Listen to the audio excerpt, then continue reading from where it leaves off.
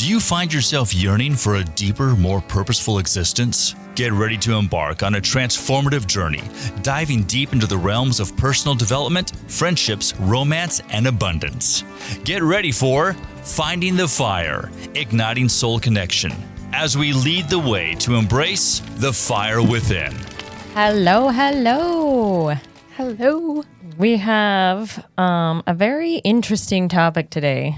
I love this stuff. Yeah, I do too. Yeah. In fact, like my nurse mind immediately goes, I met somebody new yesterday and they were telling me they had a pulled hamstring or something. My nurse mind immediately goes to, okay, pulled hamstring. What is this related to? Because everything physical is tied to emotional, right? Absolutely. Yeah. And we have our own personal experiences with that, right?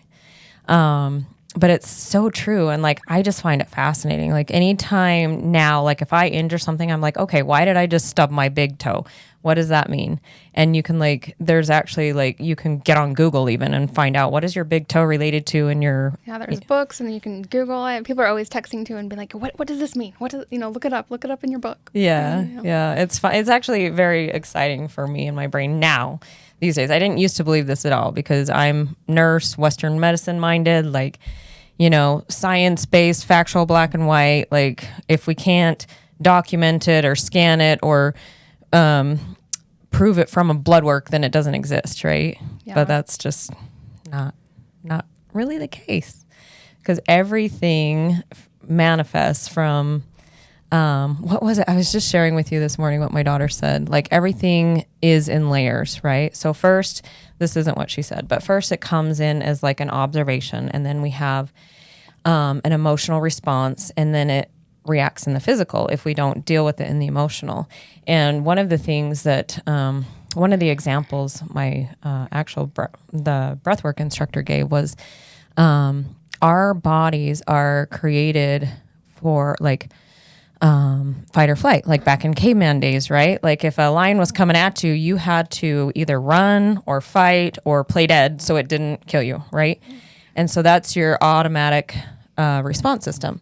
So the example he gave was imagine you're just sitting home watching a movie and something comes crashing through your window.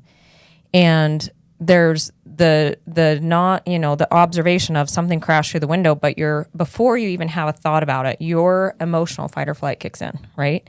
It's oh my gosh, the window just broke. Is somebody going to attack me? Is there, I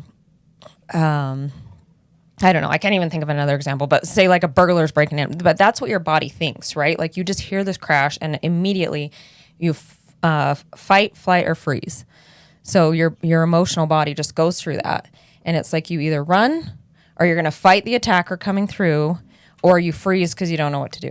Yeah, so your nervous system is completely thrown off in that. Yeah. It literally is just it's out of alignment. Yeah, and there's no thought there. It was just an initial instinct reaction. Mm-hmm.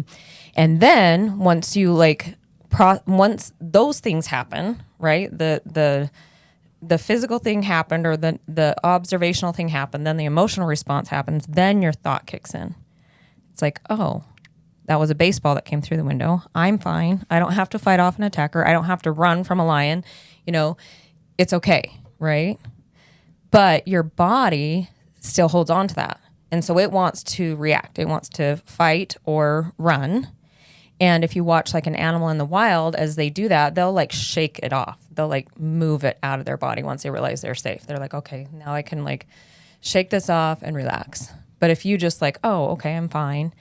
But that response is still in your body. Yeah, even if you're okay and it wasn't that experience, your body still lived the trauma. Just like of a dream. Think of a dream that you've had and you wake up and it was this most real dream. Your body still went through the trauma of you wake up and you're in a panic or, it's it literally lived it. How many stories have you heard of spouses when they dreamt that their spouse cheated on them and then they're mad at them all day long because they felt it was so real even though it was a dream, right? Right. Because they have to process it and let it go from their body to realize okay, this didn't really happen, But it felt like it did. Felt like it, and so my real. body's holding on to it. Mm-hmm. Yeah. So with that kind of background and setup, talking about how everything. Whoa, hello. Hello, hello. What is that?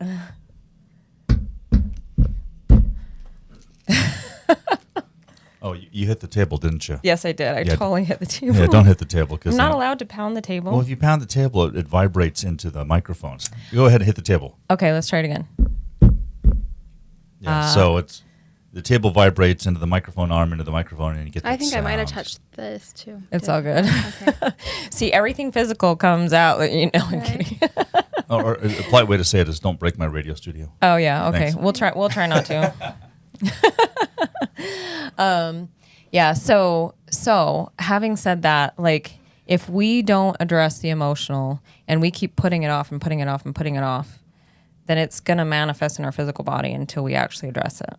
Right. Right. And nowadays, like how the high levels of stress, like stress is the number one thing that causes, disease right? with people. And so it's just like it's like the buildup of stress, right? People don't know how to even regulate stuff or like process through it. So they just keep adding more stress and more stress to their daily lives, which eventually shows up in a lot of physical things. Yeah, exactly. So like being not at ease, dis-ease emotionally gives you disease physically, right? Yeah, and I'm, we have our own personal stories with that. Like I've had, if you don't address it, it's going to show up. And like, what was it? 12 years ago, I think I went through some major health stuff, and was being like, I was being literally torn apart by every specialist out there. Yeah, I even went to Mayo Clinic, Clare in Missouri, because they couldn't figure out what was wrong with me. And I was being diagnosed with all of these autoimmune diseases. And I was been given so many of them. I'm like, these are supposedly like 1 in a million diseases back then. Now they're way more common. But back then there was like, 1 in a million people get them. And I have like 20 of them. I'm not that special, right? I'm like, there's something else going on. Can you look at me as a whole person? And that's just not how the system's made, or the Western medical system's made, because they're made to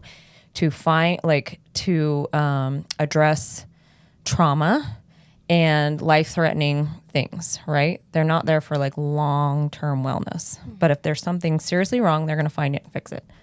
But if you have like a long-term underlying chronic thing that's causing you all these autoimmune things, that's not their specialty. They don't know how to get to the core of that. Yeah. So what is now being brought to the forefront is the underlying emotional part of it that leads into it, right? And that's where like Eastern medicine or Chinese medicine or things come in too. Like once we look at it all as a whole, instead of just separate, then it's like it's all the thing. pieces of the puzzle. That's what I was thinking. There's like lots of different pieces. It's not just one thing. Yeah. And to have your completed masterpiece, you got to look at all aspects, right? So just with my personal story with my autoimmune things, like I was diagnosed with things that I was told that I would have the rest of my life. I'd have the rest of my life. I need to be on medication the rest of my life. If you didn't take this medication the rest of your life, you're going to die, right? And at the time, I was happy with that. I'm like, okay, great. If this is going to help me, great. Well, I started taking that, and yeah, it helped me, but also it pushed me over the opposite way, right? Like it would be like too much assistance, right? And my body wanted to re-regulate itself, but the way I was being treated was like, oh, the body can't re-regulate itself. So it was kind of fighting the treatment it was getting. And when I tried explaining this to my doctors, they just thought I was crazy. They're like, no, this is what the literature says. This is what we're taught in med school. This is what you need. And so thankfully I found a practitioner that was, first of all, she knew me. She had worked with me for years in the hospital. And she literally would, like, I was in and out of the hospital, literally on death's door. Like my lab work, when doctors look back at it, they're like, how are you even alive? I'm like, because I want to be. Like my spirit wanted to live. Like I'm choosing to still live. Yeah, I'm choosing to live. But in those moments, like it really was touch and go. And so this practitioner who knew me personally, she told me later, she didn't tell me at the time, but she was like, Cindy, I would pray over you and your case every night. I would study it. I would take it to the other doctors I work with. We would meet over it and try and figure out what's going on with you, right? So anyhow, like once they finally found what was going on with me and they said, okay, here it is. Now you need this medication the rest of your life.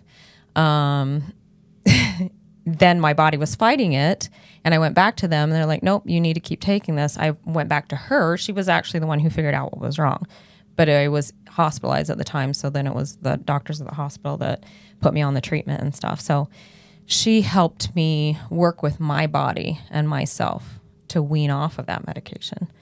And when I went back to the endocrinologist and told him, I'm like, I feel like I need to wean down. He's like, no, you'll die. You can't. You need to be on this forever. And I'm like, no, like my body's fighting it. And so I'm now fighting him, right? And I'm like, okay, I'm just not going to say anything to him. I'm going to go do me. I'm going to take care of my emotional needs, which was help, because fighting him was making me more sick. And then working with this other practitioner to wean off the medication. So I would see him like follow up every so often, and I wasn't telling him that I was weaning off of it. And finally I told him again after about 6 months, I'm like, yeah, I think I need to be off this medication. He's like, no, you'll die. You'll die. You got to be on it forever. I'm like, well, actually I've been off of it now for 3 months. I just didn't tell you I was weaning off of it. And he's like, what? What are you talking? No, that can't be. That can't be. You'd be dead. And he starts flipping through my lab work. And he's like, well, then we must have misdiagnosed you. And I'm like, well, you have all my lab work there and you're the one who diagnosed me. So you tell me. And he's like, oh, you're very rare. You're one of a kind. We need to put you in a box and study you. Literally, that's what he said to me. I'm like, I'm not that rare. I'm like, the body's made to heal itself if you allow it. And yeah, that was the last time I ever saw him again. But I was working on the underlying causes, right? The emotional part of it, which I didn't understand all of this back then. Like now looking back, I understand it. But I was so sick that I was literally bedbound for 8 months. I had to address my own personal needs or I wouldn't be here, right? Mm-hmm. I had to put me first and stop giving myself away and listening to everybody else. Finally, I'm like, instead of trying to convince the doctor how my body worked, I just trusted my own self and did that. But yeah, it's and then I would have people that literally have the same disease that I was diagnosed with in real life, friends, and then people online, because you get this community online when you're sick and trying to get well, right? And then they asked me, well, what made you well? And I would tell them, and they wouldn't want to hear it. They wanted a medication or a diagnosis or a surgery or a label, right? I'm like, that won't make you well. That can help you. It can help you get well, and it can be a Band-Aid or a bridge to get to where you need. But if you just rely on that as a crutch forever, what happens if the crutch goes away? You've got to address the underlying issue. And even too, it's interesting when people want to have that label, right? They want to like, I have this, and so they keep calling it into themselves, which I think is a very powerful thing to look at too. You don't want to keep claiming that you have this sickness or this disease. Yes, too. Absolutely, and it's so interesting how that works, because whatever you say, words like manifest. Words are so powerful. Are very powerful, yeah.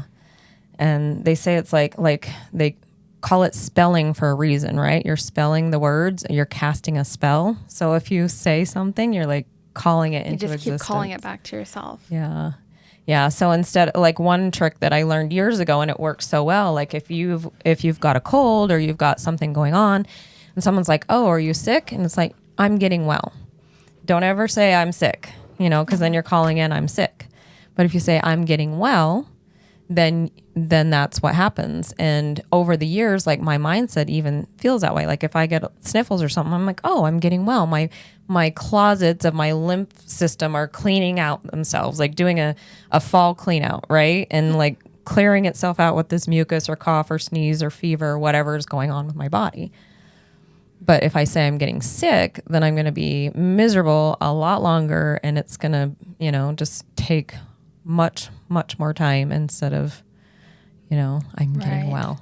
Yeah, I think our bodies is always giving us messages. So our sickness, our health, everything is trying to tell us a message. And so just learning a lot of times to ask questions like, what is this trying to tell me? What is this? Whatever you're feeling in your body, what is this headache telling me? What is all this tightness in my neck or my shoulders? Or like learning how to tune into your body and just learning to speak to it, learning to ask like, what is this? What am I holding on to? That's one of my favorite tricks. Whenever somebody says I have a headache, I'm like, well, ask it what it wants to tell you. And then they'll do it and they'll be like, oh, it went away. And sometimes they'll get a message and sometimes it'll just go away. But it works. Like, try it next time. Everything is just a buildup of emotion. And like even our headaches, it's like, okay, it's probably a lot of stress. What are the emotions? What are the feelings? It can be that simple though. Yeah. Just acknowledging it. Yeah. And we were actually talking this morning before we started recording about like when you get a massage, right? Like if your muscles are tight and you're so sore and you're like, oh, I really need a massage, and it can feel good. But it can only last like a couple hours or even a day, and then it all comes right back unless you actually release whatever's causing the tightness, right? And so one of my favorite things to do in a massage, instead of like, used to be if something hurt, I'm like, ow, ow, ow, and I'd hold my breath and like just like wait for the release to happen, and then finally it would happen or it wouldn't, depending on how hard I'm holding on. But now if something hurts, I'm like, oh, shoulder, what are you trying to tell me? What message do you have for me? Why are you hurting right now? And most of the time I'll get a message, and or if not, at least acknowledging it helps it to go away, and then not call it right back. Absolutely. Yeah. Just acknowledging it can be powerful. Yeah, for sure. For sure. Yeah. So like is there any stories that you have in your life of getting well by tuning into the emotional body of something that's happened for you? Yeah. So actually, haven't really shared much of my story, but back in high school, I was actually diagnosed with rheumatoid arthritis my junior year. And those types of things can come on like rapidly. It can be almost like paralyzing to the body. Like all of a sudden you no longer can move and function. And up until that time, I had played soccer. I did cross country. I was in high school, and all of a sudden I was actually in hair school at that time too. And like all of a sudden my body was no longer functioning. Locked up. It was like, and so I remember going through, going to all the doctors too and being diagnosed with an autoimmune disease. And, all they want to do is give you all these meds, these anti-inflammatories, steroids. So I was taking steroids, taking anti-inflammatories, but it causes other side effects, right? Like you're taking this to get out of the pain somewhat, but then there's all these side effects, which I even noticed like with the steroids and stuff, like my bones and everything were very like tender, just. Yeah. So anyways, gratefully at that time I had neighbors that were really big into nutrition and health. They owned a health food store, and they actually, I decided I needed to get off the meds. And so when, again, you have to wean off, you can't just go strictly right off of them. So gratefully, that was the first time I actually was introduced to muscle testing with the body, and they would muscle test my body with certain foods. So I actually went like completely strict with what I could eat, which all I remember was eating like raw almonds and a few things. But that way I was able to get off of the meds, and everything was just, and I do believe completely in like what we put in our body, food that we put in our body really affects our bodies too, and different health things. So that was one of the first things back then. And then as time went on, you could kind of go in and out of remission. Sometimes things would flare up. And, but my body, I lived with just regular pain on a regular basis, but not excruciating pain. There was times like, when I was younger in high school, like I could like barely get out of bed in the mornings, or I'd crawl up the stairs, or, just your body, it affects all your joints. So your joints aren't very mobile in the morning. And then with time they could start moving a little bit better. But I mean, yeah, I remember being and gratefully there was times that I was able to do better, but I still just dealt with regular pain. And it wasn't until years later that I started, once I got into energy work, I would, work on myself regularly and all these things. And I, all of a sudden, I remember one day I was like, oh my gosh, like I literally have no pain anymore. Like no pain. Like it was just shocking, because it was just like, you just get used to every day, and you can deal with like regular pain. You're just, and even like with the weather would always affect my flare-ups. The rain, I could tell you when it was going to rain. And usually, like they say, like that, those like arthritis, it doesn't go away, right? They say you always have it. You always have all these things. And I literally can say, like, it's been years now that I'm like, I've been free of pain.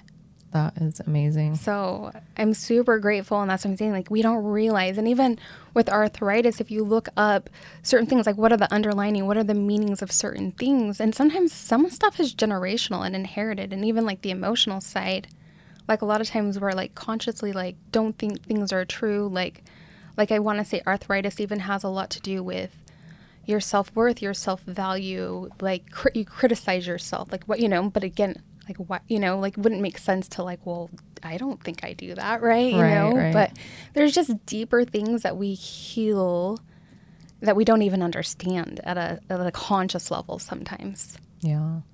And that's amazing because like arthritis is something that supposedly you're going to have the rest of your life. It's going to get degenerative. It's going to get worse over the years, right? Mm-hmm. And instead you're now saying like you went from barely being able to move at times and in excruciating pain to now you're pain-free. Like I almost dropped out a hair school. I remember like my fingers were all like, like you can even use your hands. And I was like, if I'm going to do hair, I got to use my, all these things that you've taken for granted for sure, right? Like, but yeah. That's an amazing story. And I love that. And, hopefully that can give people some hope out there that have, illness or pain or things that they think that they're going to have to struggle with forever because you aren't necessarily. And it's a complete mindset with everything.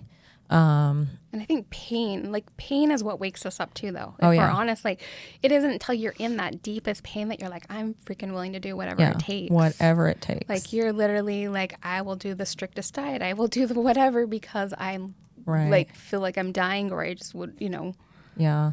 And I think that's where like Western medicine comes in. Like they're great at like life-saving measures, right? But the long-term stuff, not necessarily. So if you're, but the pain is what wakes you up. Like you stay asleep to something so long and eventually it's like, hey, listen to me. I'm over here. I need you to address me. And so we go to Western medicine to address something that's been long-term oncoming and suddenly it's overwhelming and excruciating and they can't really figure out what's going on. They might be able to give you a pain pill or a steroid or a shot or a surgery or something to help. For some temporary. But it's only going to be temporary. Still like a Band-Aid for a bit. Yeah. Until you actually figure out what really caused it in the first place. Yeah. I don't know. It's just so fascinating to me. Again, like going Western medicine for, 22 years in that mindset. And then I went completely like natural medicine, holistic, like thinking, Western medicine didn't have any answers, but now I'm like, okay, there's a balance of both of them, right? Like we have to bring them both together to get complete wellness and complete healing, because we are a masterpiece of a being. We're not just a physical being, right? It's all connected. Everything is connected. So our physical is connected to our emotional. And that's where a lot of times they say a lot of our health and diseases and everything that shows up is tied to our childhood. Mm-hmm. And that's where people, like it's just so much in the past. It's so long ago that people don't think that their childhood has anything to do with their sicknesses that are showing up 20 years later. Yeah, absolutely. And I'll say like for myself, like one of the biggest things for my awareness was to realize like I was hiding from my trauma, right? Like I've gone through a lot of trauma in my life, but some of the major things were I lost a son to SIDS when he was 4 months old. And then I lost a husband to suicide a couple years following that. And I just kept pushing myself, right? And like just pretending everything was okay and going through the motions and just like, okay, we got to get through this, right? I had 3 other small kids that needed me. Like I had to provide for them, like just go through the motions of life. I didn't ever slow down to actually feel the emotion and the sadness and the sorrow of the loss. And so it made me feel it. Like it literally like put me in bed until I felt it. And so that was part of my healing, which we might get to on another podcast because our time's running down here. But that was a big part of gaining my health back, was to actually address that underlying sadness and sorrow that had been so many years in my past. I thought I was way beyond it at that point. Suppressed deep down, but there was still stuff that needed to be looked at. Yeah. And yeah, I would have never guessed. And if you had told me that, I would say, no way, I'm fine with that. You know? Yeah. Like I'm over that. I'm good. You know? Yeah. Like it's been this many years and I'm okay now. And, but really like my emotion, my physical body was still storing all of that emotion that I never actually processed and released and felt. So you gotta feel it and reveal it To heal it. Yes, absolutely. Absolutely. So yeah, this is a fascinating topic. We could do go multiple forever. episodes on, but anyway, yeah, hope this helps somebody out there. And next time you are having a headache, ask it what it wants to tell you. Thank you for joining us on this path of self-discovery and soul connection. Remember, the journey doesn't end here.